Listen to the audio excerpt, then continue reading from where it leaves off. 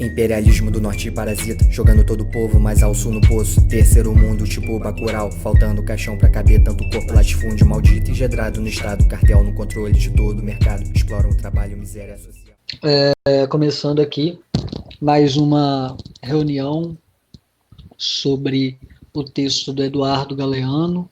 Hoje a gente vai estar discutindo um pouco sobre o terceiro capítulo do texto, que vai versar sobre o domínio imperialista, né, dos Estados Unidos sobre a América Latina, após, né, a conquista de sua falsa independência das nações colonizadoras, né, aqui no caso Espanha e Portugal, né, predominantemente ao menos.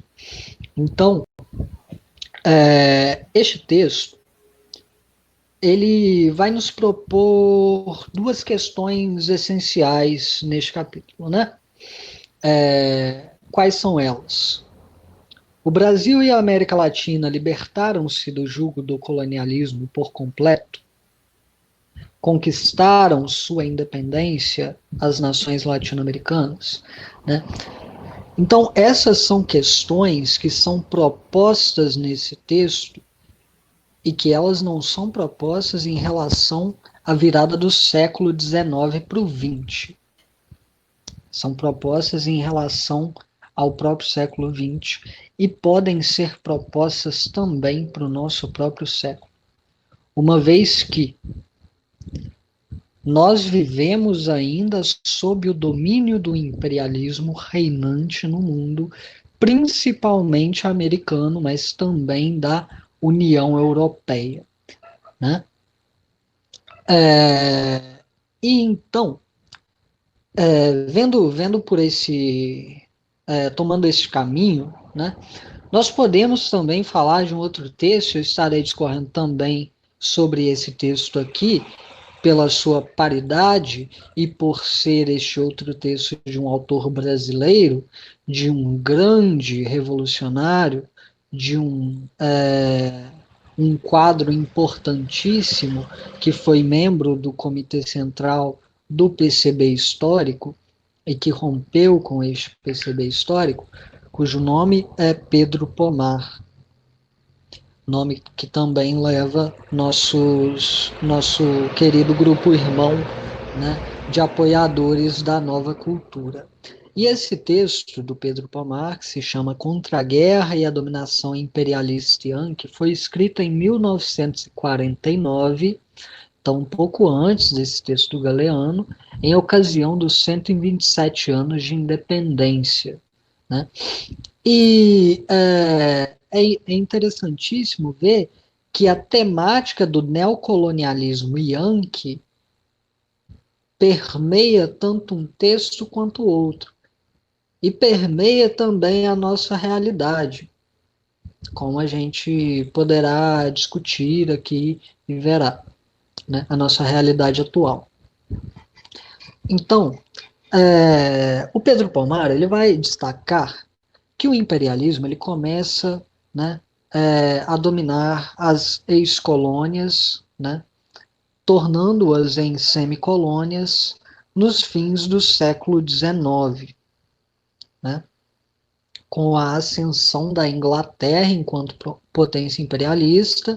Aí, quando você vai passando, né, pelo século XX, no início do século XX, você vai tendo também a ascensão dos Estados Unidos, que toma mesmo o lugar da Inglaterra. A Inglaterra foi o primeiro lugar onde o capitalismo se consolidou, começou a se consolidar e se consolidou plenamente, né? Mas os Estados Unidos conseguiram passar, né, na virada do século XIX para o XX, né, iniciando ali no início do século XX, e hoje em dia tomam um papel central na dominação das nações oprimidas, né? Então, tornam-se essas nações semicolônias, né? E, portanto, né, a ideia de que nós conquistamos concretamente a nossa independência, tendo em conta a ação política econômica destas nações imperialistas em nossas nações subordinadas, nas nações dos povos oprimidos, né? Essa independência não foi realmente conquistada em sua concretude. Então, Pedro Pomar, ele vai dizer, e eu cito aqui diretamente: habitamos um país territorialmente muito grande. Somamos 50 milhões de seres humanos, isso na época, de diversas raças. Melting pot. Inteligente e laborioso, mas que vive numa miséria espantosa, a despeito das imensas riquezas naturais e dos recursos que a terra oferece, né? Então, as nossas riquezas naturais do Brasil e de toda a América Latina, né, são a fonte da cobiça do capitalismo em sua fase imperialista também, né, e são, já havia sido, né, na fase colonialista, como a gente já discutiu anteriormente, né, também é na fase imperialista, né, são também as nossas riquezas, os sustentáculos da transição deste capitalismo consolidado para sua fase superior, que por sua vez torna-se ainda mais contraditória e ainda mais capilarizada, ou seja, ainda mais espalhada pelo mundo e homogênica, né? Então o Pedro Pomar segue, né?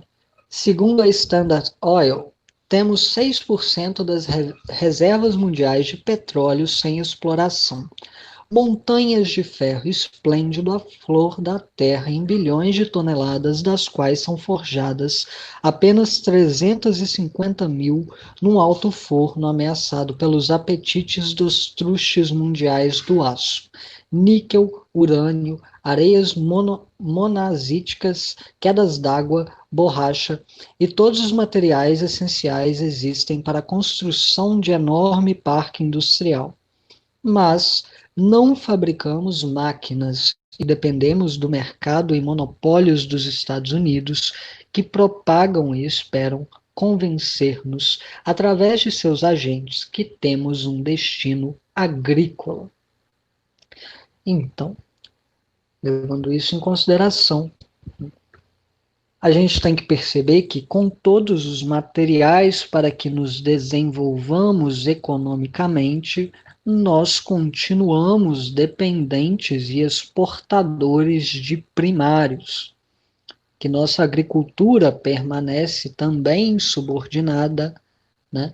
Que os nossos camponeses são duplamente subjugados pelo capitalismo mundial, que dirige a necessidade da produção, né, mas pelo semifeudalismo regional da região da América Latina, né, continental, né,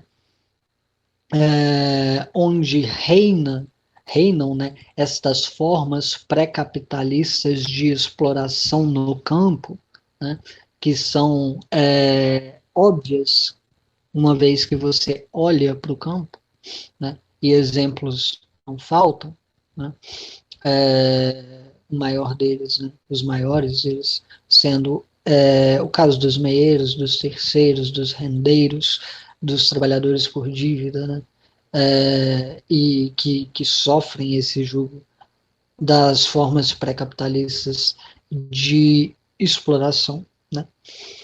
E tendo-se em conta isso, não há nenhuma fuga dessa situação, né, senão pela via revolucionária.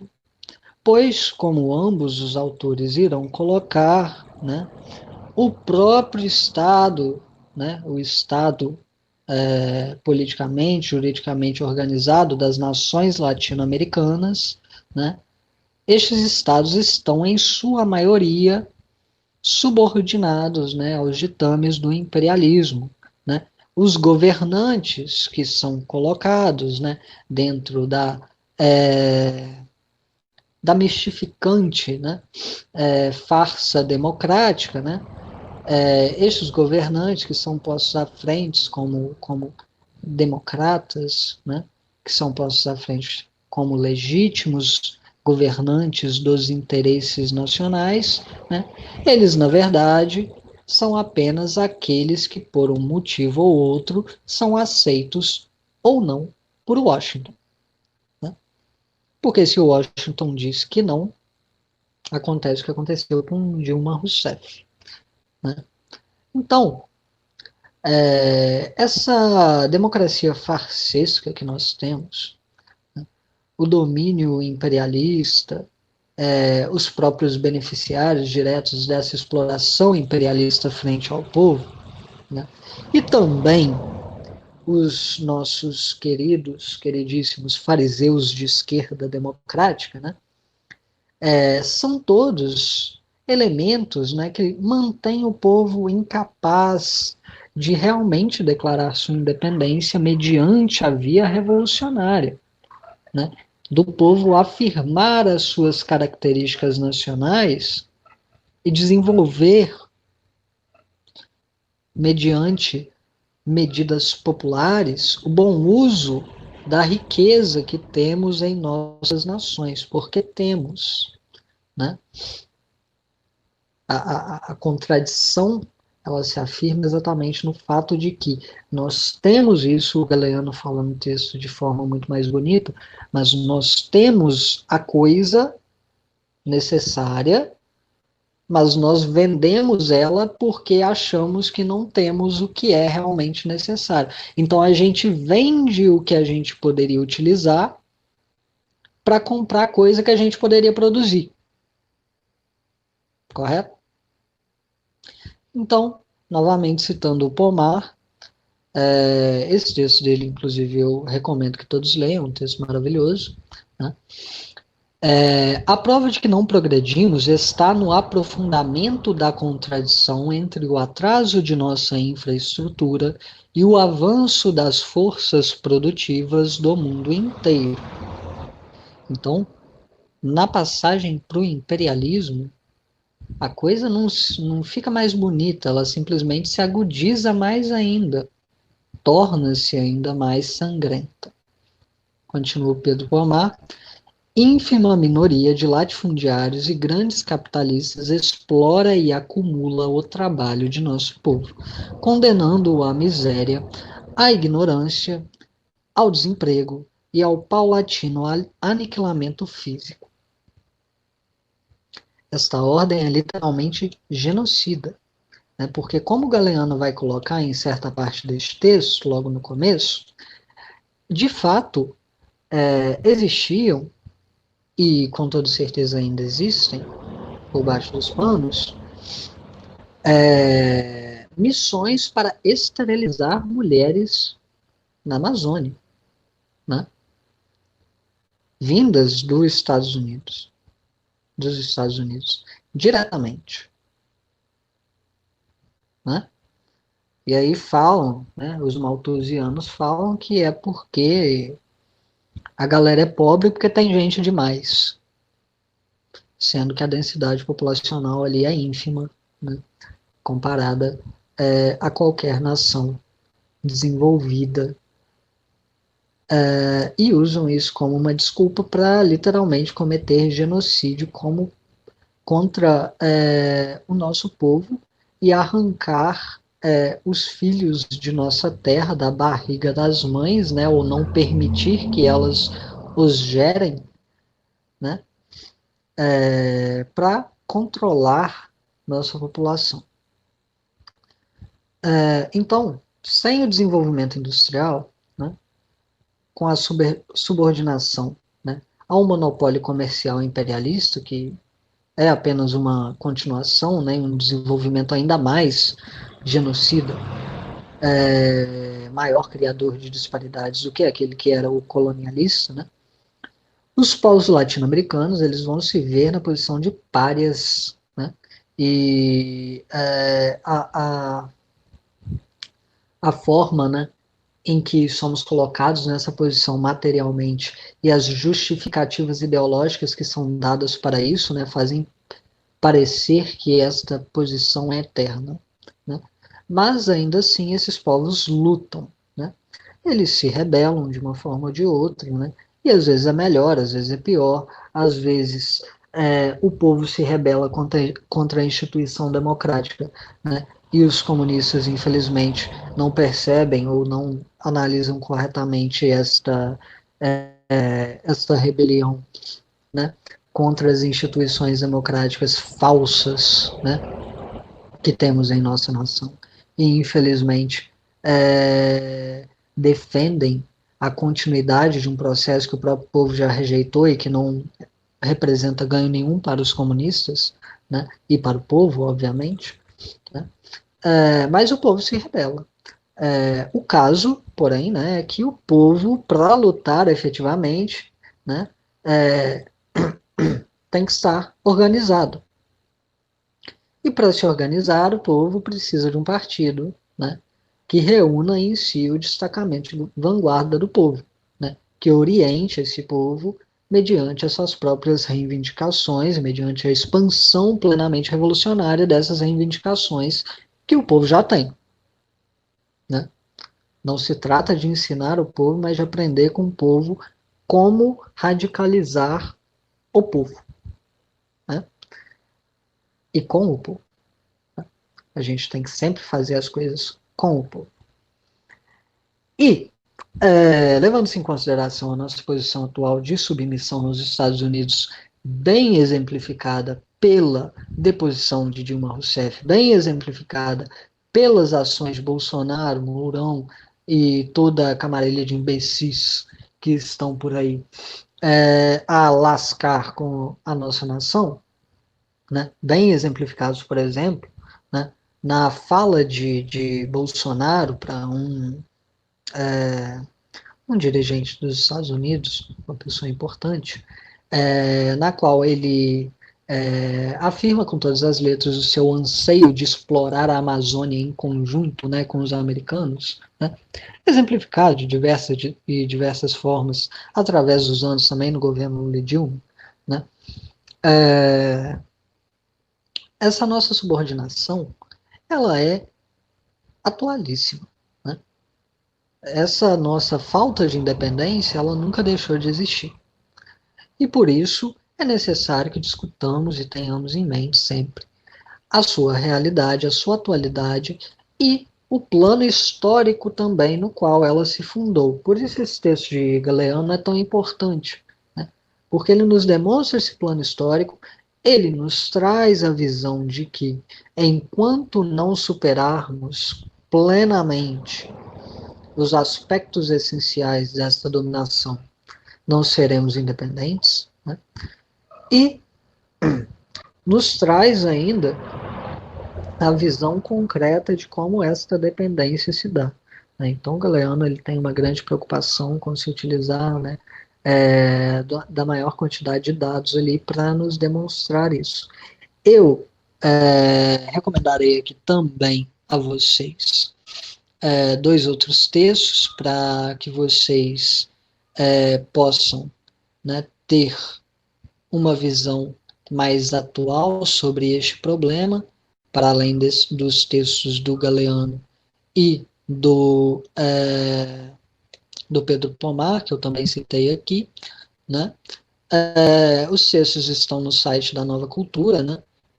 No blog.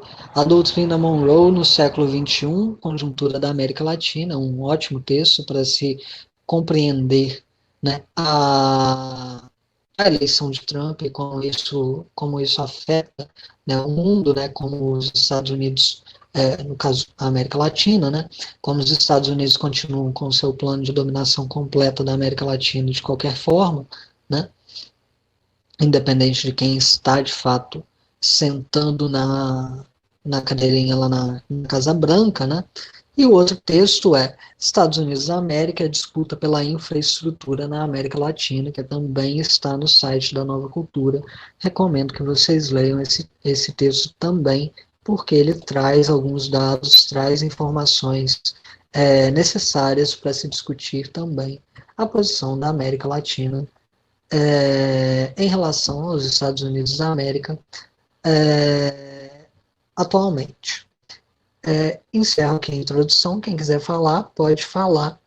Tudo bem? Primeiramente, boa noite, né? Eu queria fazer um comentário sobre essa questão da produção nacional que o Marconi falou.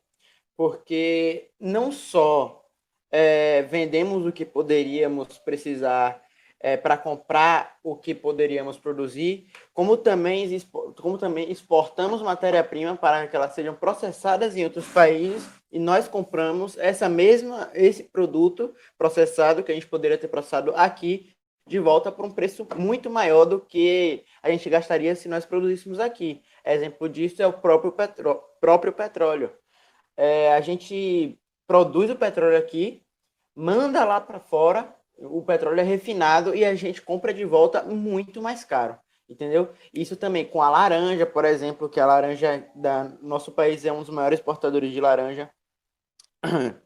E a gente manda a nossa laranja para fora, e essa laranja faz suco com essa laranja e a laranja volta para o Brasil em forma de suco e a gente compra muito mais caro também. Além de que a exportação de matéria-prima ela é feita de uma forma em que os melhores produtos nacionais, assim, por exemplo, o café é um ótimo exemplo disso,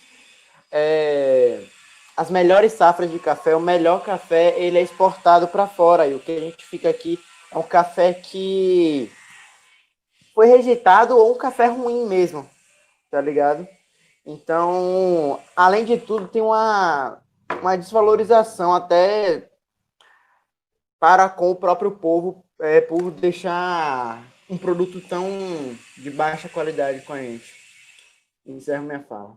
Eu não tinha preparado fala nenhuma, mas como o Tico falando sobre imperialismo, eu gostaria de falar a respeito de outro livro, na verdade, que é do Lenin, que é Democracia e Luta de Classe, que se interliga esses conceitos que ele trabalha dentro do livro com o que a gente está vendo do imperialismo difundido aqui na América Latina e em outros lugares do mundo pelos países imperialistas. Conceitos que ele trabalha, como a democracia em si, que está no título, liberdade e igualdade para os povos, e são conceitos em abstrato, sempre, não em sua materialidade. São sempre conceitos que são difundidos dentro da cultura desse povo para passar essa falsa imagem de que o povo tem essa liberdade, tem poder, né, de escolha, de voto dentro da sua república, tem poder em suas mãos. Mas a verdade é que isso em sua materialidade é bem diferente. Em sua materialidade, essa democracia, na verdade, é a ditadura da burguesia. E a gente tem que combater isso, né, com a nossa luta, com a revolução, instituindo a ditadura do proletário, que é o que apresenta verdadeiramente os aspectos disseminados nessa conceito que é a democracia, mas que na verdade, em sua materialidade, é uma coisa totalmente diferente, que na verdade só submete o povo que é submetido pela sua burguesia nacional e pela burguesia internacional de países liberais, que é refém, né, essa burguesia internacional, submete esse povo a conceitos falsos e ainda fazem acreditar que tem esse poder em suas mãos, mas na verdade só estão dentro de uma ditadura burguesa que os expropria dentro do seu trabalho diário. É só isso que eu queria falar. Continuando aqui, fazer alguns comentários sobre a questão, né, da dominação, da continuidade da dominação da América Latina, né, como o Igor bem colocou, e o Rodrigo também, né. A nossa democracia ela é uma farsa, né? A nossa independência é uma farsa. Exatamente pela questão de que não há como ser independente sem ser economicamente independente. É impossível. Correto? Isso em diversos âmbitos. A gente poderia falar, por exemplo, da questão da causa de emancipação feminina, onde as mulheres, para afirmarem sua independência, têm que ter independência econômica, né? Então a briga pelos salários foi uma das grandes coisas que ocorreram dentro dessa causa. A independência pressupõe independência econômica, porque o mundo ele é interligado, conectado dialeticamente pela produção. Então, se nós temos o espalhamento do capitalismo pelo mundo inteiro, e tivemos isso com o próprio colonialismo, né, e o imperialismo vem para cimentar, expandir, aprofundar isto, né, e aprofundar isto mediante um processo que Engels já descrevia mesmo antes de sua conferência maior com Marx, que é o processo exatamente da transformação, né, da competição em monopólio, né? Se o imperialismo faz isso, ele nos subordina economicamente. Se ele nos subordina economicamente, enquanto povos oprimidos, não temos independência. Porque, como o Igor bem colocou, além do fato de que vendemos algo que poderíamos utilizar para comprar algo que poderíamos produzir, a gente ainda compra algo que a gente poderia produzir e que a gente já produziu a matéria-prima para aquilo mais caro. Né? E como o Rodrigo bem complementou, a questão da democracia, quando levantada nas bases do capitalismo em si, de forma geral, ela já é falsa, já é falsamente levantada. Né? Nós tivemos aqui no Brasil e em outras nações, como Espanha, Itália, e em diversas nações da Europa, desgraçadamente, né, toda aquela discussão sobre democracia como valor universal sendo uma pauta comunista, né? Infelizmente. Tivemos essa disfunção ideológica sendo colocada como modelo modelo tático, né? Mas a democracia ela não é um valor universal, na verdade a democracia ela se afirma exatamente na virada do feudalismo para o domínio burguês, e ela se afirma exatamente como domínio, como democracia, né, para aqueles que têm dinheiro, né, para aqueles que têm propriedade dos modos de produção, para aqueles que têm propriedade da terra também. Né? Em nossa posição de semi-colônia, contudo, isso se aprofunda de forma muito gigantesca. Isso é mais sangrento, mais contraditório e, portanto, como Lenin bem colocava, né, nós temos necessariamente que sermos os primeiros a nos libertarmos deste jugo. Né? Digo nós, não apenas o Brasil, mas todas as nações que vivem em condição de semi-colônia, mas fazendo aqui a ligação com o Brasil, que obviamente é um debate que é necessário que reavivemos em nossa nação. Né? Então, nessa condição de semi-colônia, nós não podemos afirmar que temos democracia de forma nenhuma, porque todos os aparelhos democráticos construídos em torno de nossa nação foram impostos pelo lado de fora. Né? Então a nossa virada republicana foi uma imposição. Né? As formas adotadas para a organização do trabalho no Brasil foram imposições. As formas de distribuição do produto são impostas de fora. Tá? Não fosse este o caso, não teríamos, por exemplo, a grande queima de sacas de café em 29. Né? Nós tivemos. Por quê? Porque o nosso mercado não é nosso. Nem mesmo o nosso mercado é nosso. Quanto lá a nossa democracia. Né? Então eu sempre digo, né, se o faxineiro da embaixada americana chega para o Bolsonaro e fala que ele tem que fazer uma coisa, ele vai fazer. Né? A diferença entre Bolsonaro, Lula, Dilma e, sei lá, Getúlio Vargas, né, entre Lula, Dilma, Getúlio Vargas e o Bolsonaro, é só que ao invés do faxineiro tinha que ser o eletricista, né? Não faz tanto, não faz tanta diferença assim, né?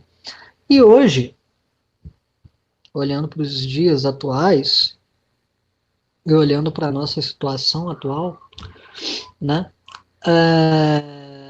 De grandes contradições sendo afirmadas exatamente pela pandemia, né, que nos achaca, né, nós vemos como as contradições do império dessangram tanto mais o nosso povo aqui, né, ferem tanto mais o nosso povo aqui, porque eles, né, de uma forma ou de outra, se manterão às nossas custas e nós temos que pagar R$ 30 num saco de arroz. Não há como nós deixarmos de afirmar neste momento a necessidade de uma consciência nacional, de um nacionalismo popular, né, para que lutemos contra a influência norte-americana principalmente, mas de todas as nações imperialistas em geral. A gente vê as ações dos Estados Unidos e de outras nações imperialistas também ao redor do mundo, né? Então a gente viu isso muito palpavelmente, por exemplo, na guerra do Iraque. Eu gosto desse exemplo porque a Halliburton, e espero que eu não esteja me enganando com o nome da empresa aqui, mas a Halliburton é uma empresa de exploração de petróleo, né? E quando houve a época da guerra do Iraque, né, os ataques realmente terroristas, né, dos Estados Unidos contra o Iraque, né, os ataques genocidas contra o Iraque, onde tantas e tantas e tantas pessoas morreram e nenhum dos presidentes americanos foi por isso chamado de genocida, né, infelizmente, ou pelo menos não pela grande mídia. Quando houve isso, tinha um camaradinha que, na era Bush, ele era o vice-presidente, seu nome era Dick Cheney. E quem era Dick Cheney? Dick Cheney era um ex-CEO da Halliburton, né? Então, Dick Cheney era ex-CEO da Halliburton. Tinha um tanto de ações frias ainda, né, compradas ali na empresa. E o que acontece? Qual empresa foi responsável pela exploração do petróleo nos Estados Unidos, no Iraque, né, com o domínio dos Estados Unidos se impondo ali? A Halliburton, né? Então, é uma coisa assim, né, que aí você chega na ONU,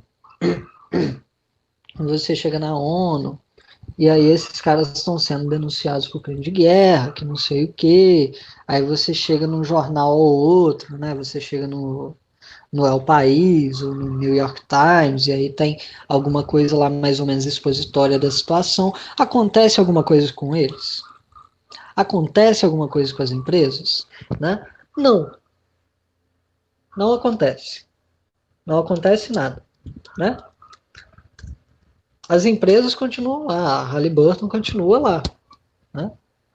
A Dow Chemical, por exemplo, ela foi extinta do mapa após os tantos e tantos crimes de guerra cometidos, após as mortes e mortes que causa ainda, né, os defeitos que causa ainda, as tantas mortes que causou no Vietnã? Não. Ainda está vivo. Né? A receita da Halliburton é de 24 bilhões de dólares. Né? A da Dow Chemical é de 60,28 bilhões de dólares. Né? Então, a gente vê que o imperialismo, apesar de ele ser organizado pelos estados das nações imperialistas, e apesar desses estados agirem, né, como que os estados burgueses geralmente agem, ou seja, né, como estados de repressão de todos os trabalhadores, né, apesar disso, não são, né, apenas os estados ali entrando dentro das nações e mandando bomba para cima da cabeça das pessoas. Né? As empresas privadas são as beneficiárias disso, exatamente porque, como o Rodrigo bem colocou, a democracia de classes é esta. Né? Aliás, a democracia é uma democracia de classes. A democracia sob o socialismo, e aí chorem os pacifistas e todas as pessoas que têm medo de dizerem seu nome, né? Mas a democracia sob o socialismo, ela é a ditadura do proletariado. A democracia sob o socialismo é a destruição completa de todo e qualquer poder da classe burguesa, progressivamente. Não quer dizer a morte de todo mundo, não é isso. É a destruição do seu poder econômico político, primeiramente político. Tá? Principalmente nas nações semicoloniais, onde é necessário, né, o desenvolvimento, né, da nação, antes que se afirme ali um real socialismo. O nome disso não é etapismo, é a Revolução Democrática Burguesa. Lenin fez uma com o Partido Comunista na Rússia, né? Mao teve que fazer uma também. Enfim, acontece, gente. As coisas não são perfeitas, né? Não são do jeito que a gente quer. A gente não é anarquista, então a gente tem que levar as coisas do jeito, de um jeito real. Né? Então,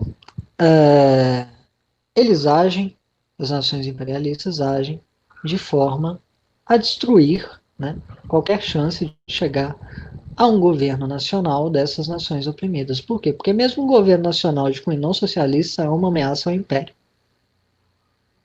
Correto? Então, quando, por exemplo,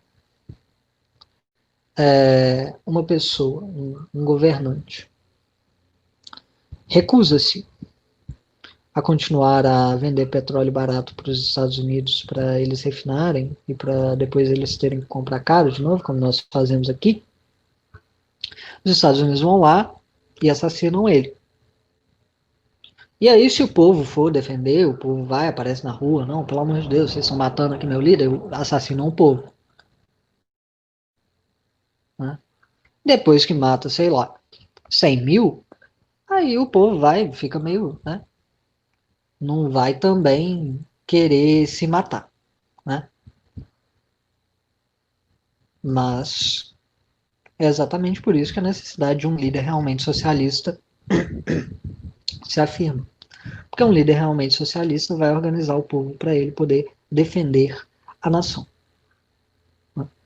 Caso da Coreia Popular, por exemplo. Onde se matam amanhã o Kim Jong-un, o povo coloca outro lá no lugar, rapidamente, mediante as instituições democráticas que funcionam plenamente muito bem lá. Né? Coloca outro no lugar e o povo mesmo vai se defender, porque o povo foi ensinado a se defender. Né? A gente vê isso mesmo em algumas nações não socialistas, por exemplo, como na Venezuela, o povo está lá armado, pronto para se defender também. Tá? Não é uma nação socialista. Né? O caráter da Revolução Bolivariana ali tem muito mais ligação com a burguesia nacional, né? Então, a pequena e média burguesia. Mas eles estão ali para se defender, né? Afirmam o seu caráter nacional. A gente vê isso na Bielorrússia também agora, né?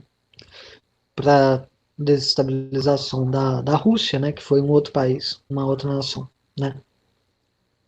Que com a queda ali da União Soviética, tendo se afirmado, né, a subordinação, primeiro pelo governo de Yeltsin, né, e a venda das empresas, né, a privatização das empresas, né, e a colocação ali do capital monopolista, né, nessas empresas, pela dominação dessas empresas pelo Império, né, tendo havido tudo isso, os Estados Unidos estava bem felizinho, né, o FMI estava ali, né, ia receber juros gordíssimos, né, porque a Rússia estava na merda, né?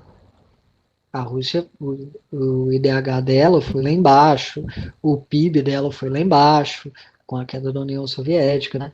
E agora, como tem um governo nacionalista, que não é socialista, mas é nacionalista, do Vladimir Putin, os caras querem desestabilizar de qualquer forma possível. Então transformam a Ucrânia numa nação com governo neonazista, escancaradamente neonazista, querem destruir a Bielorrússia, né? Tentam se aproximar ali de todas as nações do oeste europeu, que eram as nações que tinham maior ligação com a Rússia, né? O imperialismo age dessa forma. Então, se o imperialismo instrumentaliza o Brasil, por exemplo, conjunturalmente, para dominar alguma nação, ou se, por exemplo, como faz agora, né, com a Colômbia, né, se o imperialismo faz isso, é exatamente porque ele tem poder material para tal. Né? A desestabilização dessas nações, da democracia dessas nações, do poder popular dentro dessas nações, de qualquer resquício de ideologia popular dentro dessas nações, é muito importante para o imperialismo numa fase, por exemplo, de fascistização de todos os estados que está ocorrendo. Né? Então, quando a gente tem os liberais dizendo, por exemplo, né, que o liberalismo ele não tem ligação nenhuma com o fascismo, eles falam, não, isso aí, essa pica não é minha. Eles estão mentindo. Eles estão mentindo. Porque o liberalismo foi o que propôs o fascismo. Os processos de privatização ocorreram primeiro nas nações fascistas. Ocorreram primeiro sob Mussolini. O conceito nem existia. E foi passar a existir por causa de Mussolini. Quando eles falam que não tem ligação nenhuma com o fascismo, eles estão mentindo. Por quê? Porque o processo de fascistização dos estados que está ocorrendo agora, como já ocorreu na Ucrânia, está sendo costeado pelo liberalismo. Liberalismo reinante nas nações imperialistas. O processo de fascistização da Ucrânia não se iniciou com Trump. Se iniciou antes. E quem que era o presidente antes? Né? O nosso querido progressista e não sei mais o que, paz e amor, Barack Obama, que também bombardeou a Líbia, né, como se fosse ali uma colônia de formigas. Né? Como se fosse uma criança pisando em cima de um formigueiro. Então a gente tem que estar sempre atento aos processos violentos, genocidas, que o imperialismo, que o liberalismo, de forma geral, sempre promoveram dentro das colônias e semicolônias. E temos que estar atentos para nos defender destes processos, agora, mediante a organização do povo e depois, né, mediante a continuidade dessa organização, mediante uma revolução cultural de cunho nacionalista. Né? E é isso. Não, na verdade, eu queria mais comentar em relação à discussão do livro mesmo. Eu não sei se vai acabar alguma coisa aqui que eu falar vai acabar se repetindo do que falaram antes, mas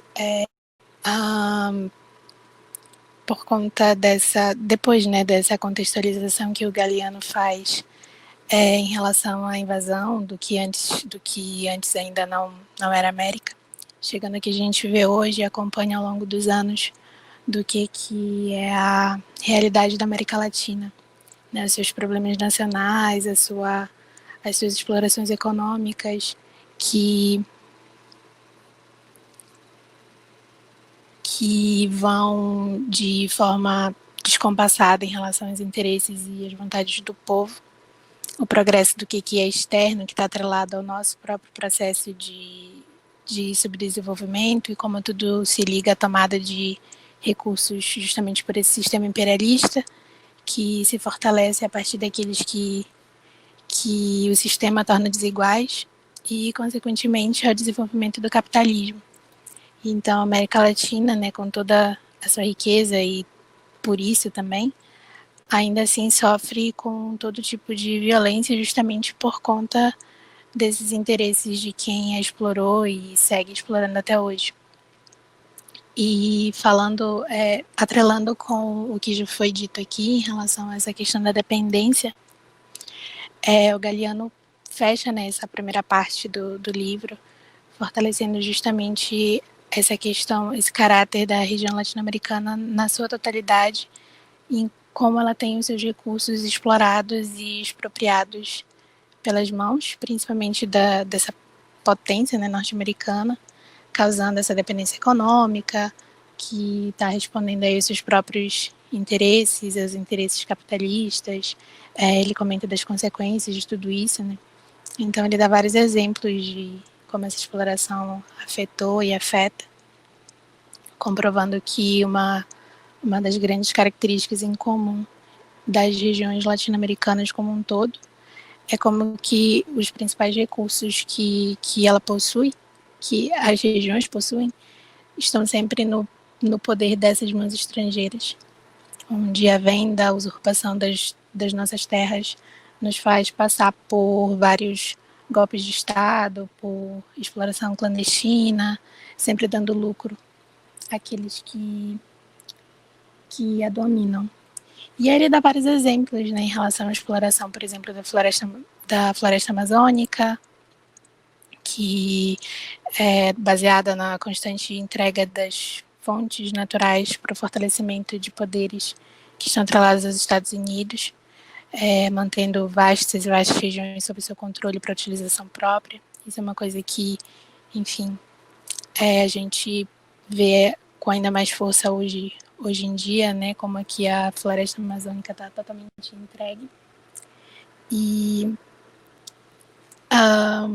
ele comenta também em relação à questão do salitre, que junto com o iodo era, segundo Galeano, 5% da renda do Estado chileno, e que teve a sua exploração alcançada até terras peruanas e também bolivianas, né, o que acabou causando a guerra ali do Pacífico, que ele comenta que aconteceu de 1879 até 1883, onde a potência imperialista inglesa se apropriava sem esforço algum da exportação do salitre, já que o Chile, a partir de 1900, passou a depender econômica e comercialmente da Inglaterra, recebendo também metade das suas importações, enquanto que os chilenos, os bolivianos e os peruanos guerreavam ali entre si, né?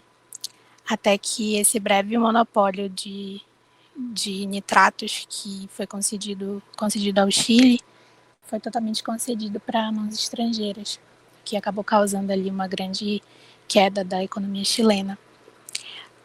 Um outro exemplo, né, que o Galeano fala também, que caracteriza essa dependência de uma região latino-americana em relação às mãos estrangeiras, que foi uma coisa que eu, particularmente, eu não conhecia e foi até bem triste assim, de ler, que é justamente em relação à realidade da Bolívia, dos mineiros do estanho nacionalizado, né? Onde a qualidade de vida dos operários se reduzia a zero, eram entregues à fome, à miséria, e em contrapartida da produção de minerais brutos, que acabou caracterizando a Bolívia como um país totalmente caracterizado como era um país que estava ali para servir. Né?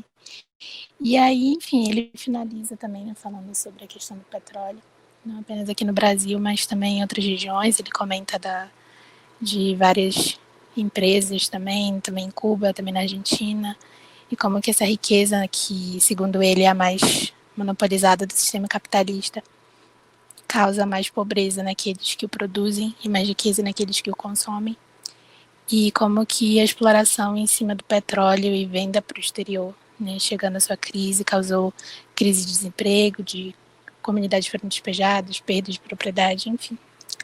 Era isso. Sobre essa parada aí da falsa independência, é engraçadão quem fala que a gente teve independência, tá ligado?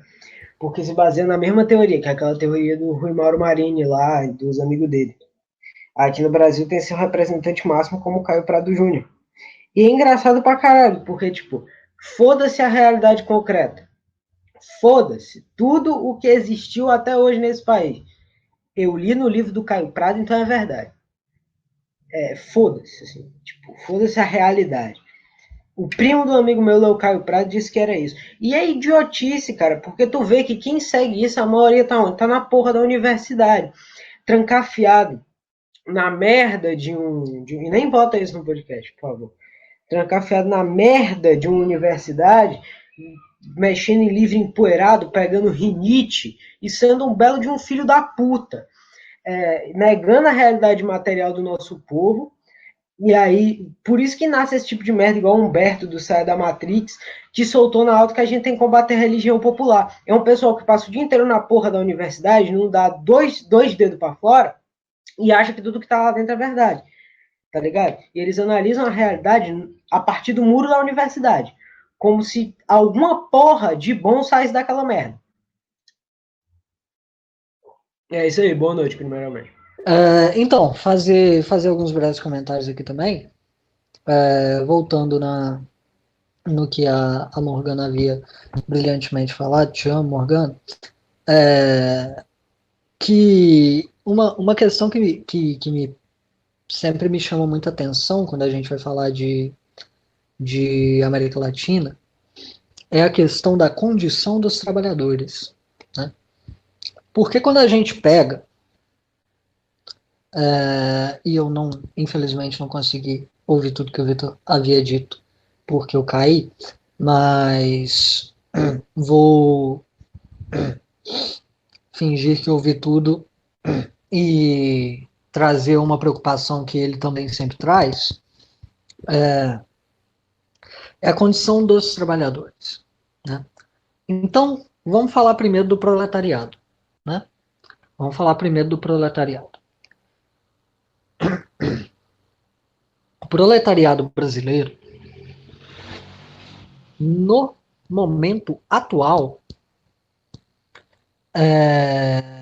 em que vivemos, ele vive, em sua grandíssima parte, sob condições que são análogas às condições que vivia o proletariado inglês na época de implantação e consolidação do capitalismo. Literalmente muquifos. Entendeu? Literalmente. Lugares sem saneamento básico. Esse proletariado concentrado nas favelas, nos bairros gentrificados em geral, né?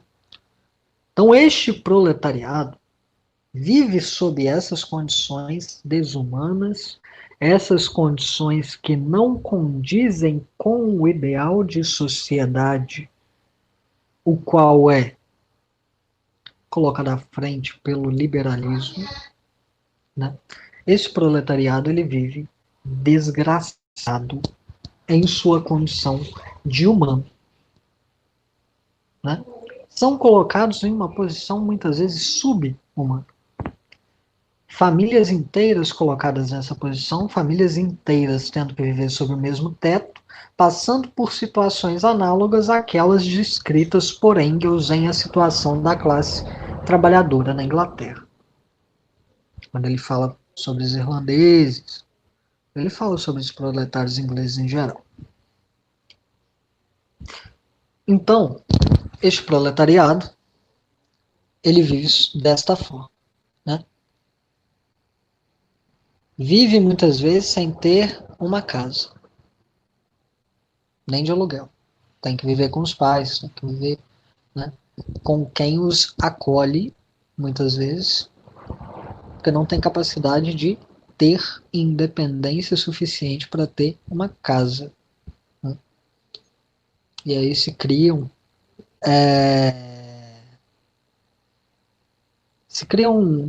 disparidades gigantescas entre esse proletariado e o proletariado das nações imperialistas. Tá? Da mesma forma, quando nós olhamos a formação deste proletariado no Brasil, a gente vai ver que este proletariado ele foi formado de forma muito desajustada. Né? A gente vai ver que esse proletariado ele foi formado mediante uma industrialização incompleta, assim, industrialização praticamente inexistente, né? Com o fim da escravidão ali sendo dando um impulso, né, para primeiro processo ali que poderia ser de êxodo rural e tudo mais dos trabalhadores que antes eram escravizados, né? Indo para a cidade, não encontrando lugar nenhum para que pudessem trabalhar. Né? E com esses proletariados, à medida que uma parte da industrialização foi começando a existir, sendo colocados também em situações, né, até muito piores do que já vivemos hoje ainda, né, nas cidades maiores, né, nos centros urbanos. Quando nós olhamos também para esse processo de proletarização, nós percebemos que ele no Brasil nunca foi completo, né? Porque nós percebemos que não foram todos que foram para a cidade, e a proletarização, né, o desenvolvimento, né, das relações capitalistas no campo, em relação aos trabalhadores, também não foi completo. Né? Esse desenvolvimento, ele, exatamente pela questão das cidades não servirem como ponto de tensão, né? Ou seja, de não ser desenvolvido nas cidades tecnologia suficiente para que o campo se modernizasse e, portanto, desenvolvesse seus aspectos econômicos e sociais, de forma geral, né? O campo não teve, né, um desenvolvimento das relações capitalistas de forma completa, e quando teve foi unilateral, né, pela sua grande parte. Obviamente existem camponeses proletarizados também, mas esses camponeses eles disputam muitas vezes perdendo ali, perdendo assim em relação numérica, né, para os camponeses que são tratados como semi-servos. E cara, normalmente, só interrompendo rapidinho, esses camponeses proletarizados, entre muitas aspas e tudo, eles vivem, normalmente, a maioria deles está concentrada em regiões do Brasil em que se sustentou por muito tempo a servidão, né? E que se sustentaram graças à exploração de outras regiões, assim. Então, tipo, é bem complicado. Sim. Geograficamente delimitado de forma muito rigorosa isso. Sim, é porque, tipo assim, é muito fácil a gente olhar, sei lá, para o desenvolvimento que tem o campo no sul e não olhar, sabe, para uma cidade do interior de Minas. Não olhar para uma cidade do interior do Nordeste. Tipo, para hoje em dia São Paulo ser a grande cidade industrializada que é, com seus prédios, etc., muitas famílias tiveram que ir em Paus de Arara para lá, muitas pessoas tiveram que ser exploradas no interior da Bahia, do Ceará. Só para vocês terem uma ideia, o Ceará perdeu, na cerca de 30 e pouco, cerca de 3% da sua população migrando. Assim. Exato. É ridículo esse tipo de coisa. Na época era a escola naturalista, eu acho, de romances, e tem um romance do Rodolfo Teófilo, chama Seca no Ceará, alguma coisa assim, em que ele relata exatamente o que acontecia na época. Famílias precisando fazer autofagia para poder viver, gente. Então é muito fácil a gente olhar, nossa, São Paulo tem prédios tão bonitos, nossa, que cidade linda essa aqui construída e tal. quando a gente não olha as famílias que morriam naquela época, as famílias que tiveram que morrer de fome no latifúndio. Para uma coisa existir, precisou existir a outra.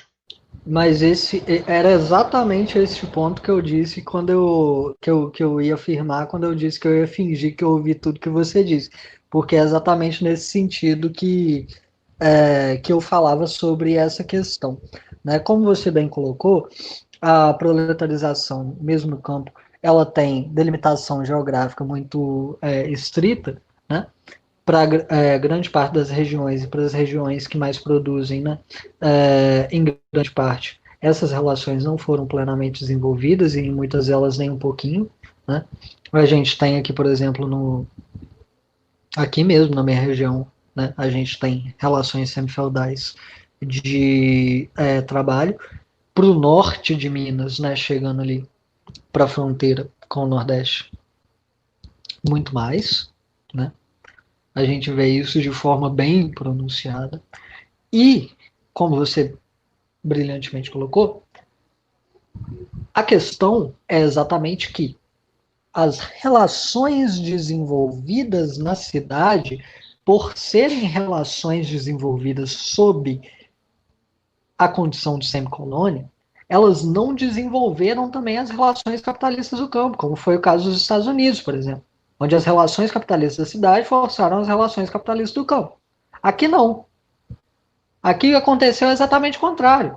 As relações capitalistas desenvolvidas na cidade, mediante a proletarização, desenvolveram a semi-servidão no campo, aumentaram a semi-servidão quantitativamente, modificaram qualitativamente, ao ponto de que, hoje em dia, quando a gente pega uma jornada de trabalho, quando a gente pega uma qualidade da produção qualquer que seja, a gente não analisa isso em relação de, é um pouquinho melhor do que antes. Não, a gente analisa isso em relação ao contexto geral da coisa.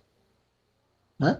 Então, dentro do contexto geral da coisa, os camponeses não proletarizados, que vivem sob relações pré-capitalistas, eles hoje em dia são muito mais explorados e explorados de forma muito mais sanguinolenta do que antes. Né? Então, a nossa condição de semi-servidão, de semicolônia, como o Galeano coloca também nesse texto, nesse mesmo livro, mas em outra parte dele, né? Quando nós temos essa relação de semicolônia, a única coisa que se desenvolve, na verdade, é exatamente a continuidade da nossa servidão. É exatamente o desenvolvimento da desigualdade. Né?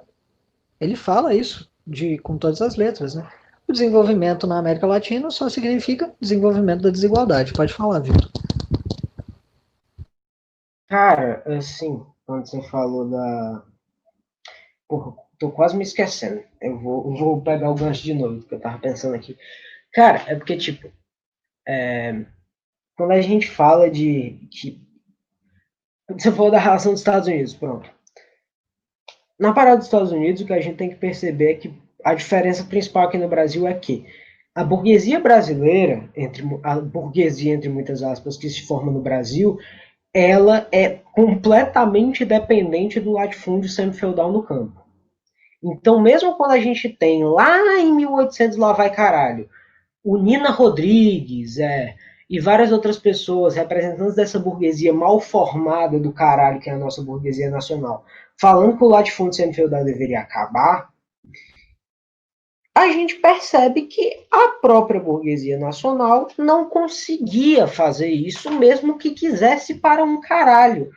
Porque eles não tinham força, como não tem até hoje, porque eles estão completamente atrelados ao latifúndio semifeudal. E essa burguesia vai se formar na burguesia burocrática. A burguesia nacional, verdadeiramente nacional, que é a que tem seu poder anti-imperialista no Brasil, ainda é muito fraca, comparada à burguesia burocrática brasileira, que surge exatamente da colaboração com o latifúndio semifeudal. Então a gente tem que perceber isso. Até os intelectuais da mal formada burguesia nacional já falavam sobre o problema do latifúndio, lá em 1800 e caralho.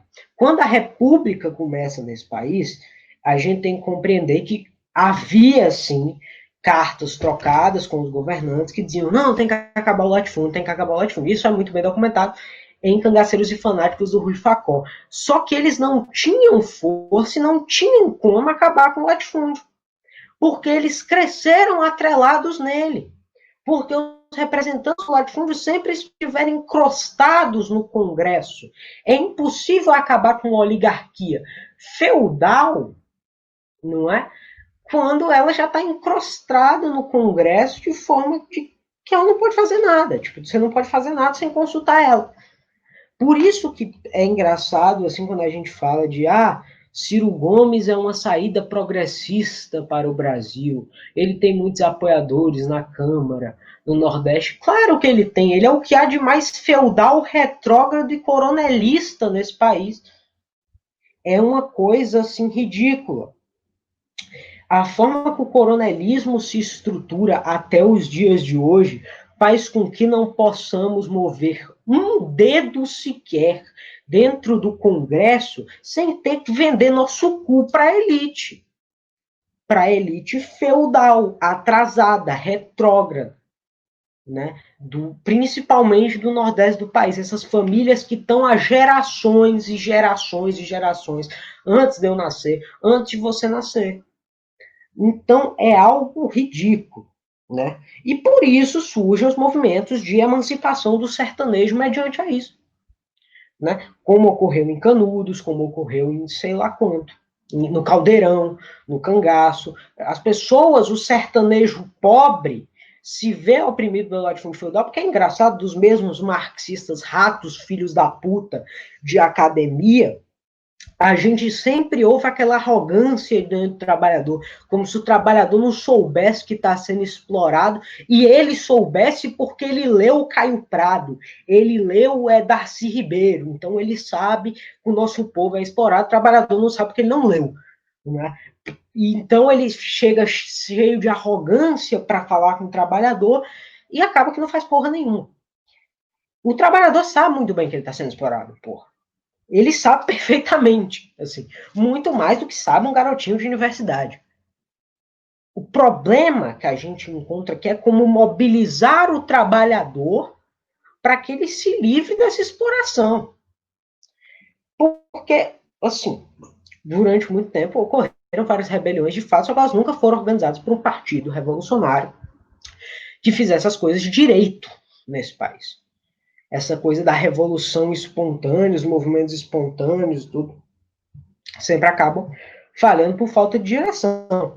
O que mais prosperou foi o cangaço, que vai de, assim, tem pesquisadores que datam o cangaço desde que o Brasil é Brasil. O primeiro cangaceiro era um dos primeiros escravos, assim, filho de escravos, que vieram assim na primeira leva.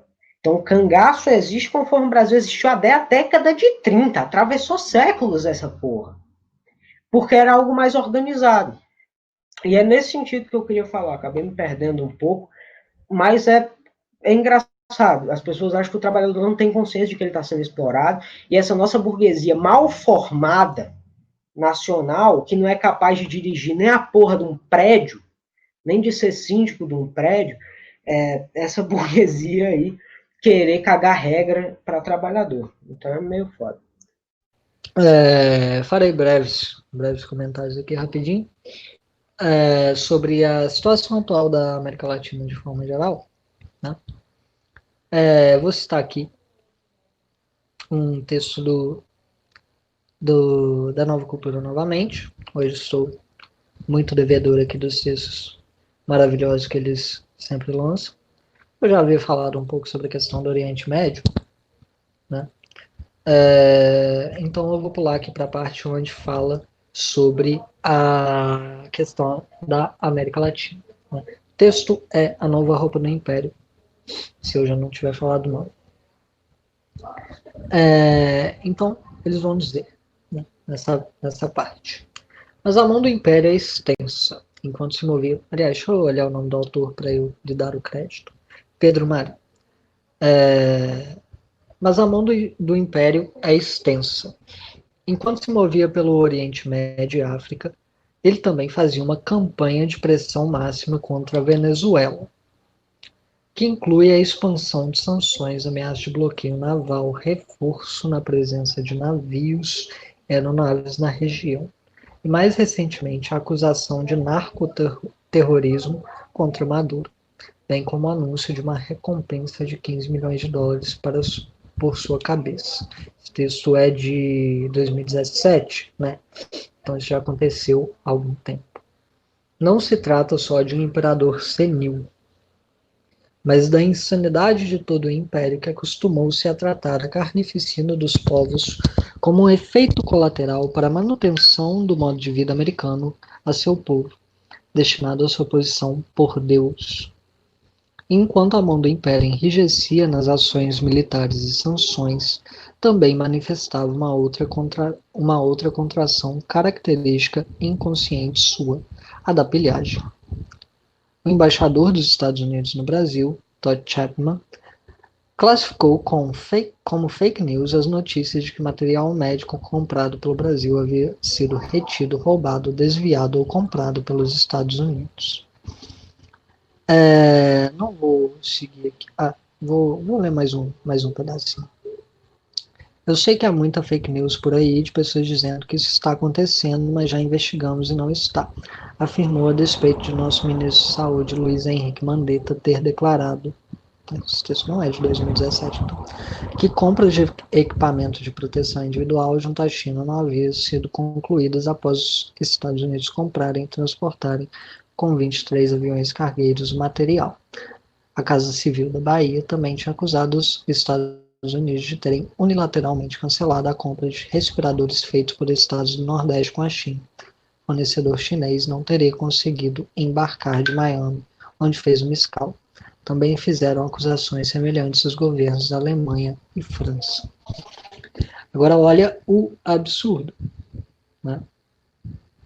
Quando a gente pega para olhar para as ações concretas do Império, a gente vê o absurdo sendo escancarado, né?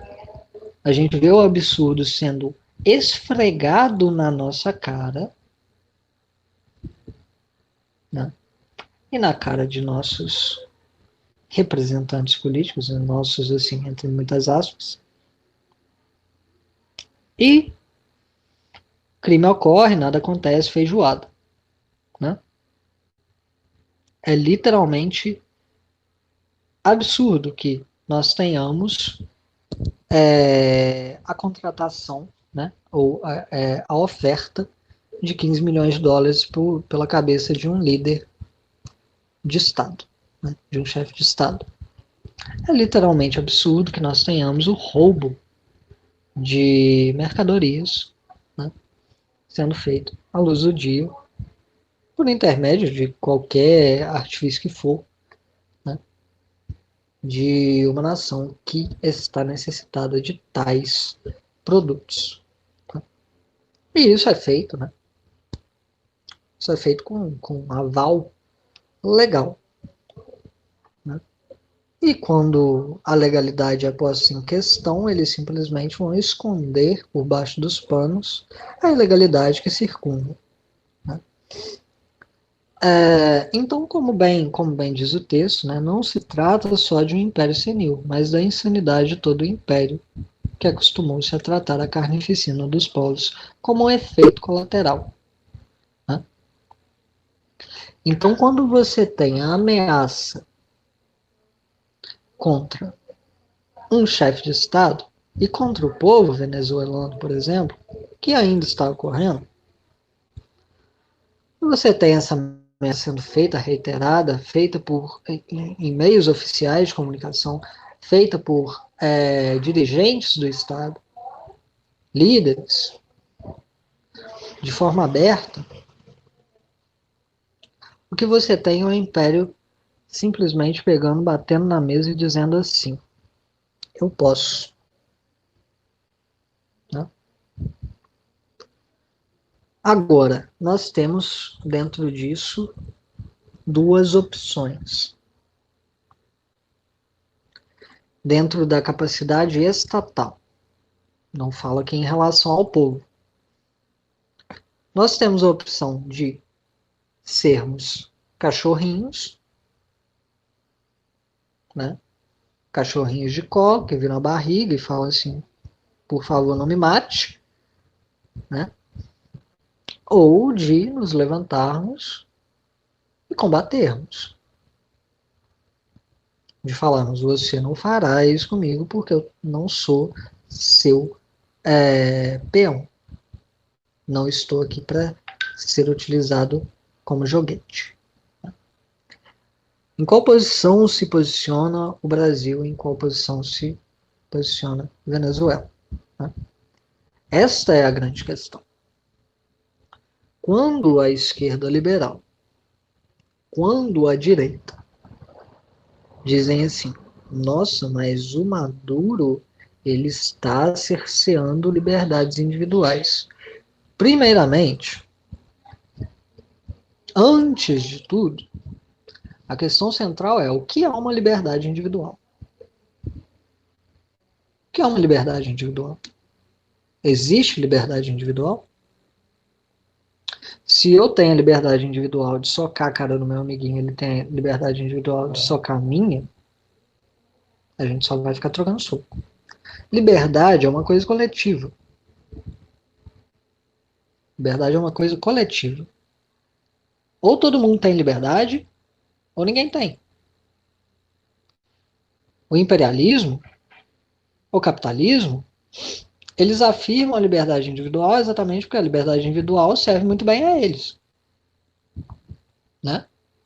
A liberdade individual serve muito bem a eles. Porque aí você tem a individualíssima liberdade de explorar os trabalhadores. Né? Serve muito bem aos desígnios do capitalismo. Essa ideologia da liberdade individual. Então, primeiro a gente tem que pensar no que é uma liberdade individual. É uma coisa que não existe. Né? É uma teoria que dentro da sociedade, né, e dentro dos estudos sociológicos, se você fosse conduzir um estudo sociológico real e material e rigoroso da sociedade, você ia chegar à conclusão de que não existe liberdade individual. Não é individual, é coletivo. Né? Ou todo mundo pode ou ninguém pode. Agora, quando você olha para a questão de, tipo assim, está cerceando as liberdades individuais. Que liberdades individuais ou mesmo coletivas que ele está cerceando? Né? Quais liberdades? Está destruindo a democracia. Que democracia que ele está destruindo? Existia democracia na Venezuela antes? Não era uma nação controlada por oligarcas? Então, se você tem um processo de democratização do Estado mediante uma aliança com a burguesia nacional, ou seja, média e pequena burguesia, né? O que você tem ali é exatamente a afirmação da democracia. Aí falam que está destruindo a democracia. Está destruindo a democracia como? Se nem existia democracia. Qual democracia? A dos Estados Unidos? Está se colocando numa posição anti-imperialista, independente da maior ou menor concordância com os processos pelos quais o bolivarianismo está passando, né? Mas está se colocando numa posição anti-imperialista e está se minando alguma democracia. Qual democracia é essa? A democracia dos Estados Unidos. A democracia dos banqueiros. Essa sim, está minando. Né? E por isso ele tem que ser destruído. Né? Este é o pensamento do Império. A mesma coisa para líderes muito mais fracos até do que o próprio Maduro. Né? Mesmíssima coisa. Por quê? Porque o imperialismo, nos dias atuais, ele chegou numa época de nova Guerra Fria. Chegou numa época de disputa ideológica acirrada. Correto? essa disputa ideológica acirrada, ela está se afirmando pelo desmonte de governos que tenham qualquer símbolo, qualquer menor aparência de governo nacionalista. Né? Por quê? Porque está dando seguimento exatamente a todos os desígnios do neoliberalismo desde sua concepção. De todos os desígnios que um Fukuyama da vida foi teorizar como fim da história. Está simplesmente dando seguimento a isso. E nós temos aí mais uma revolução industrial batendo na nossa porta. Né? E enquanto para eles bate na porta deles para trazer um pouquinho de boas notícias, talvez, para nós está batendo na porta do nosso rabo mesmo. Entendeu? Porque daqui a pouco a gente vai estar com isso entalado aqui, né? Enfiado até o talo. Vai estar todo mundo se ferrando por causa disso. Porque a revolução tecnológica, o uso do aparato tecnológico, o uso da mecanização do trabalho, nas semicolônias, em relação às semicolônias, sempre serve para desenvolver a desigualdade do povo. Sempre serve para subordinar mais ainda o povo. Sempre serve para diminuir os salários. Sempre serve para aumentar a jornada de trabalho. Aumentar em relação assim. Se você produz mais dentro do mesmo tempo, né? Às vezes você nem precisa aumentar a quantidade de horas, mas se você produz mais dentro do mesmo tempo, você já aumentou a jornada de trabalho. Né? Mediante o aumento da mais-valia relativa. Né? Então, sempre serve para isso. E é isso que está acontecendo. E é isso que eles estão reafirmando. E é por isso que é tão perigoso mesmo o Maduro, né? Com todos os seus problemas. É por isso que era perigosa mesmo uma Dilma. Por quê? Perdão, gente. Por quê? Porque uma Dilma, mesmo não sendo nada além de subordinada ao imperialismo, ainda é uma governante de esquerda dentro da América Latina. E isso sempre é o problema. De alguma forma ou de outra. Né? Então a posição ideológica está sendo afirmada, a posição material está sendo reafirmada, né? De forma cruel, de forma genocida, como sempre. Né? E está sendo afirmada agora também uma nova etapa de desenvolvimento das cadeias produtivas no mundo imperialista. Daqui a pouco a gente vai estar com isso aí bem visível. E aí, onde que a gente vai parar? Né? A gente já sabe onde que a gente vai parar. Se a gente não se levantar. Se a gente não tiver seriedade, organização, mediante a reconstrução de um partido comunista que seja realmente de massas. E que não se foque na problemática estudantil e apenas nisso. E desenvolva trabalhos difusos aqui e ali, em outras frentes. De um partido que leve em consideração a realidade do povo e não teses que foram historicamente derrotadas e remontam ao trotskismo, que foi historicamente comprovado como uma teoria anticomunista. Né? Partidos que não se utilizem dessas teses para afirmar um certo desenvolvimento capitalista do Brasil pleno que não existe. Que não se utilizem dessas teses para afirmar um subimperialismo brasileiro como coisa absoluta e independente de qualquer recorte, né, de qualquer posição temporal e geográfica, né, de um partido que respeite o povo, como o Vitor bem havia colocado. Respeite realmente o povo. E que não trate o povo como um bando de animais irracionais, os quais são incapazes de compreender as coisas. Porque se o povo não compreende a sua tesezinha, provavelmente é porque ela veio do Canadá, é porque ela veio da Inglaterra, é porque ela veio da França, né, da Sorbonne. Ou é porque você está querendo subordinar a revolução à banca da USP, né? Se não aprovou, né, se a tese não foi aprovada pela banca, não podemos de forma nenhuma fazer revolução. Aí fica fácil, né, você falar que a revolução é um horizonte distante, né? A gente fica olhando para ela. Sim, é um horizonte distante, você não vai chegar nem um passo mais próximo dela. Porque você não está fazendo nada para isso. Ué? Você não está fazendo nada para chegar na revolução. Ao invés de resolver as contradições com a ideologia e com os processos políticos desenvolvidos por partidos pequenos burgueses, você está agudizando esse processo. Você está os desenvolvendo.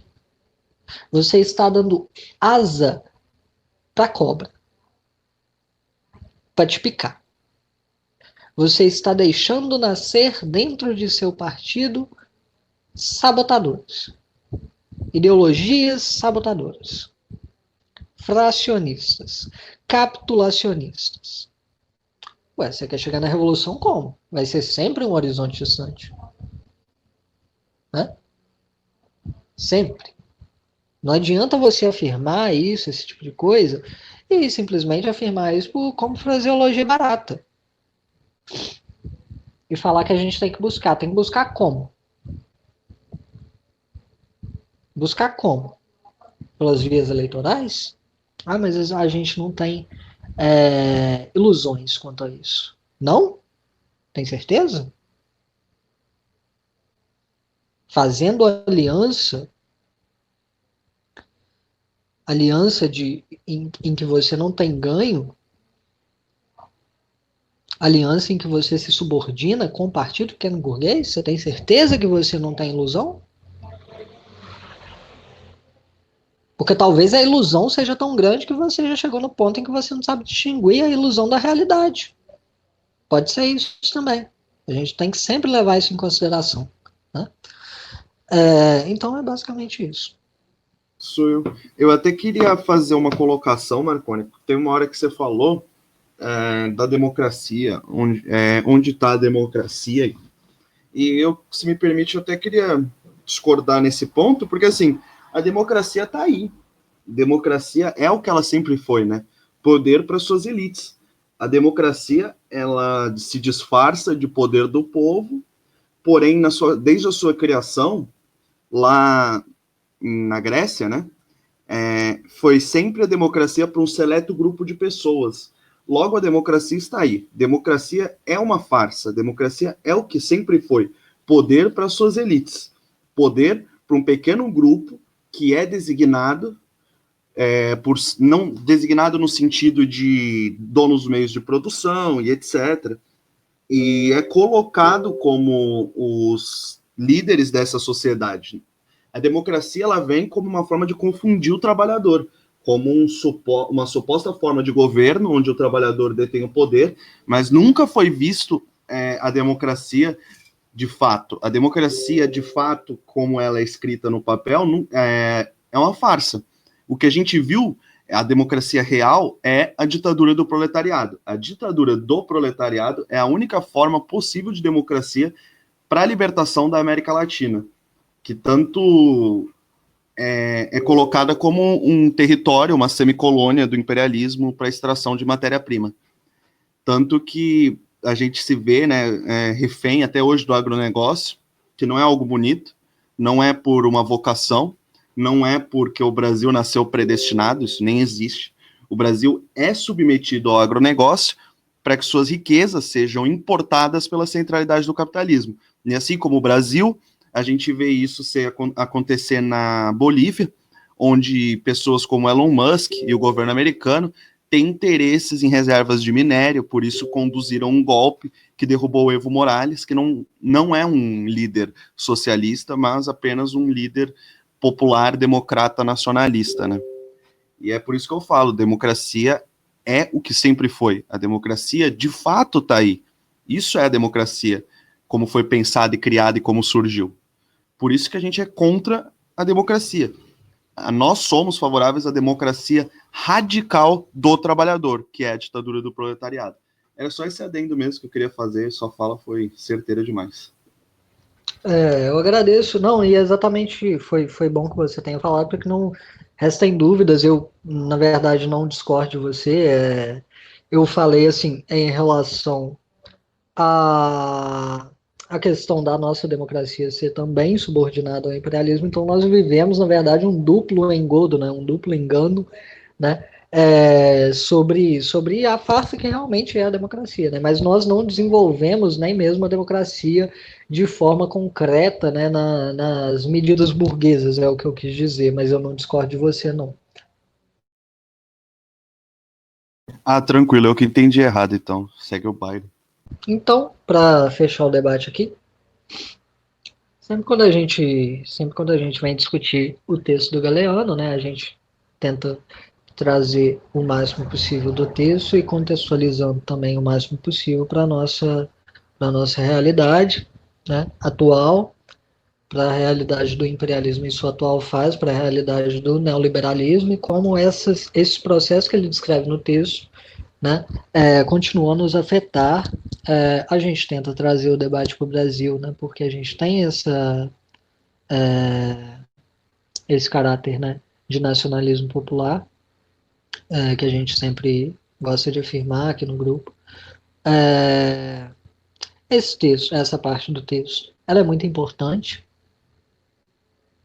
porque ela demonstra, como a Morgana colocou na fala dela,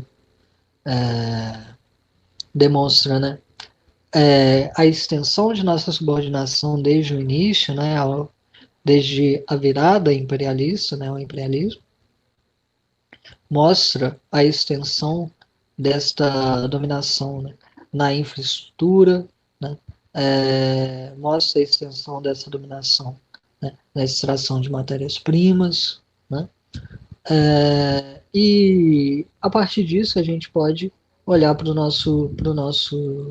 nossos dias atuais, né, e a gente pode ver que, como diria MC Rick, nada mudou.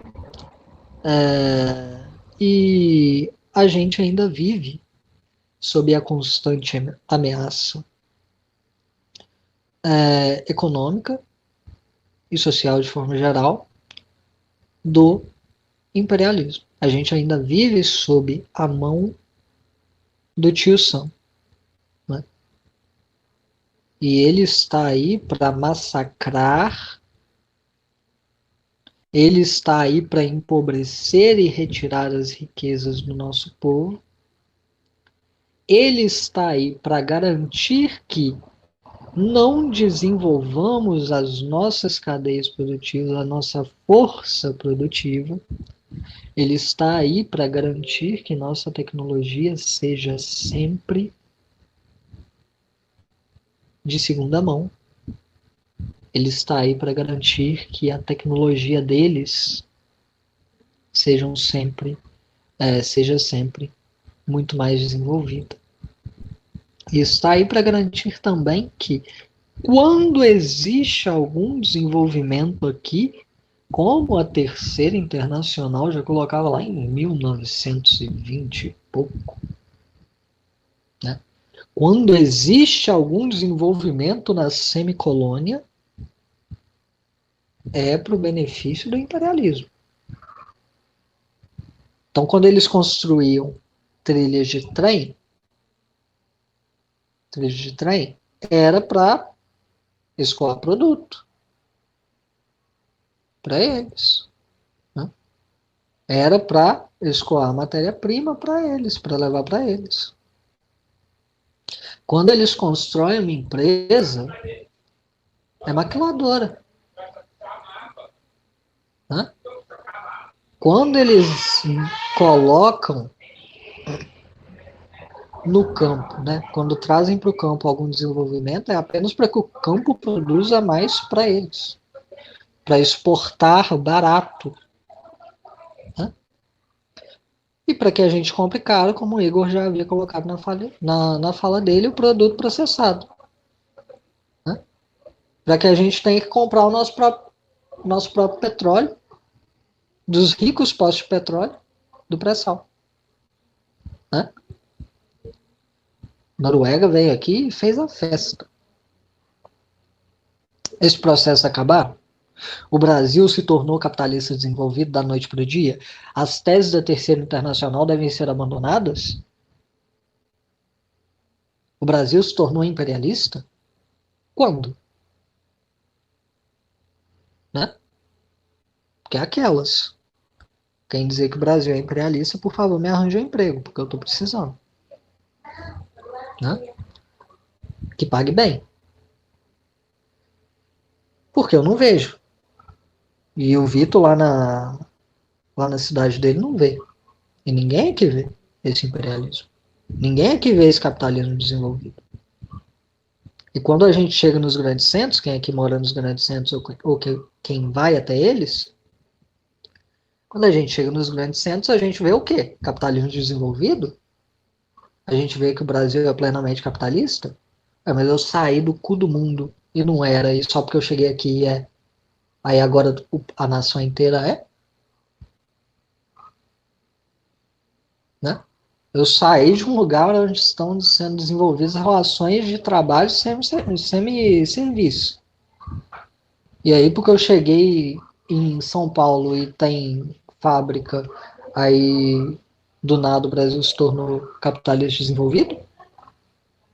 Eu tenho que ignorar a realidade do campo? Eu tenho que ignorar a realidade dos interiores do Brasil, que são predominantemente dominados pelas relações semi-feudais no campo? Para quê? O que eu ganho com isso? O que eu ganho abandonando as teses leninistas? Né? O que eu ganho abandonando as teses leninistas que foram concretizadas e desenvolvidas por Stalin e por Mao? O que eu ganho com isso? Eu ganho um bando de oportunistas. Né? Eu ganho um bando de oportunista querendo dizer, não, você está certo, realmente, o Brasil é plenamente desenvolvido. E aí eles vão e se utilizam da minha falta de capacidade para análise para continuarem afirmando ali a necessidade de se aliar à social-democracia, de se aliar à pequena burguesia. Né? A legitimidade deles está aí. Agora, o povo vai legitimar isso? Quando? Por quê? Por que o povo legitimaria algo que o fere? Por que o povo legitimaria algo que é dado para ele e logo depois tomado? Que são porcas, sem a mínima capacidade de mudança estrutural, né? As reformas que são dadas ao povo. O que o reformismo faz e sempre fez, como Lenin colocava no seu texto Marxismo e Reformismo, é prejudicar grandemente o povo na situação temporal, né? Na relação temporal da coisa. As reformas, talvez em algum momento ou outro, devem ser, sim, defendidas. Agora, o reformismo, a plataforma reformista, essa tal dessa revolução como horizonte que nunca chega, isso aí não serve. Não serve para o povo. E o povo não vai legitimar. E é por isso que estes candidatos nem ganham tantos votos assim, mesmo dentro da farsa que é a nossa democracia. Mesmo dentro dessa dupla farsa em que vivemos. Eles não conseguem nem assim. Por quê? Porque o povo não vai legitimar isso. Né? Então a gente tem sempre que trazer para essa perspectiva atual, tem sempre que trazer para a perspectiva revolucionária as relações imperialistas, as relações que são ainda, né, decorrentes da nossa posição de subordinação frente ao colonialismo, depois agora, né, ao neocolonialismo. E a gente sempre tem que reafirmar a nossa defesa, que é necessária a todo movimento comunista, né, da nova democracia, da subordinação de todos os processos aos trabalhadores, né, todos os processos revolucionários aos trabalhadores do campo aliados aos trabalhadores proletários, né. A gente sempre tem que reafirmar isso. E esse trecho do texto demonstra muito bem o porquê, né? E o texto do Pedro Pomar, que eu citei anteriormente, novamente recomendo a leitura, lá no começo, na introdução, é também muito bom para que compreendamos isso, né? Agradeço a audiência, agradeço a todos que estão aqui presentes, todos que contribuíram, todos tiveram contribuições brilhantes. Hoje eu estava, infelizmente, um pouco perdido por falta de tempo, peço desculpas por isso, mas agradeço a todos, meu boa noite para todos vocês e até a próxima.